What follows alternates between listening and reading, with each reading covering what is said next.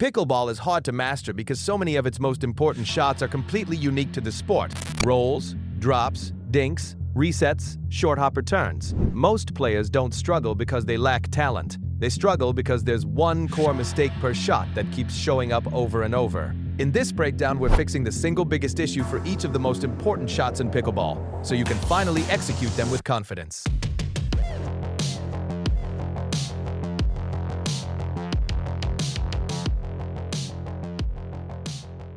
The roll is an aggressive kitchen line shot designed to brush up the back of the ball and aim at your opponent's feet. The biggest mistake? Players don't contact the bottom of the ball. Instead of getting fully underneath it, they strike somewhere between the middle and bottom. That forces a flatter hit, which reduces topspin, reduces arc, shrinks your margin for error, leads to balls in the net or sailing long. To fix it, get your paddle lower before contact. Aim for the underside of the ball. Keep your motion compact. Stay low with your legs. When you're already positioned low, it's easier to brush up the back instead of slapping the side. Key principle: if you're not under the ball, you're not really rolling it. Players miss drops in two ways. Too high sits up and gets attacked. Too low into the net or driven long. The fix is something called shot peaking. A good drop should travel forward, reach its highest point near the kitchen area, then descend gently into the kitchen. If the ball peaks too early, it'll bounce high. If it peaks too late, it won't clear properly. A helpful visual: peak around head height. Imagine your partner standing at the kitchen. Also, get low before contact, hit upward, add light topspin as you improve. Standing upright leads to flat drive-like drops. Getting below the ball allows you to brush up and control the arc. Many intermediate players keep the ball in, but they hit dead dinks. A dead dink floats upward and allows your opponent to attack, speed up, dictate the rally. Instead, you want a push dink. A push dink lifts slightly, but also moves forward, targets your opponent's feet. This forces them to step back and reset, or take a risky volley from low position.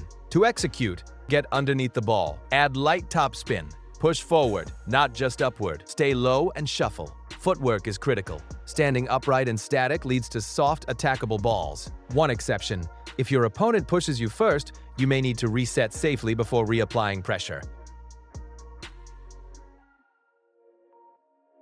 Most players overcomplicate the serve. Too much spin, too much aiming for lines, too many moving parts. The solution is simple: treat your serve like a forehand. If you can hit a solid forehand, you can hit a great serve. Focus on depth, fluid motion, light topspin. A great visual cue is drawing a C with your paddle during your swing. This does two important things. 1. Eliminates hitches, which kill momentum and spin. 2. Naturally gets your paddle below the ball. Being below the ball is the only way to generate topspin effectively. Most players don't need a bigger serve. They need a more repeatable one.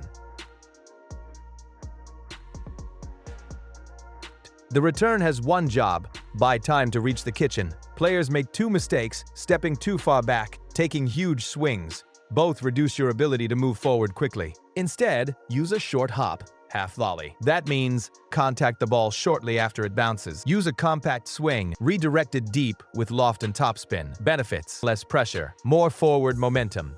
The worst-case scenario on a return is not a weak shot, it's failing to reach the kitchen. The reset in the midcourt transition zone causes panic for many players. The issue isn't hand-eye coordination, it's paddle position.